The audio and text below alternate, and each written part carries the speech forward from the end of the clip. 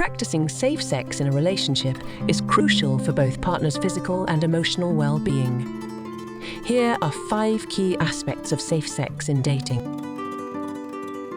Open and honest communication is the foundation of a healthy sexual relationship. Discussing sexual history, preferences, and boundaries with your partner helps create a safe and consensual environment. Talk about contraception methods, STI testing, and establish mutual understanding and agreement on what you both are comfortable with.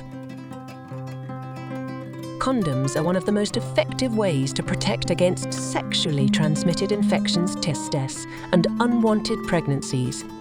Ensure that you and your partner are consistently and correctly using condoms during any sexual activity. Choose the right size and type for maximum effectiveness. Regular testing for sexually transmitted infections is essential, especially if you and your partner are not in a mutually monogamous relationship or if either of you has had multiple partners in the past. Knowing your STI status and encouraging your partner to do the same helps prevent the spread of infections and promotes a culture of responsibility.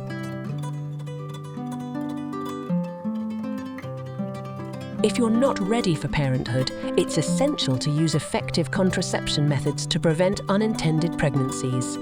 There are various options available, such as birth control pills, intrauterine devices, hormonal patches and more. Consult with a healthcare professional to determine the best method for you and your partner.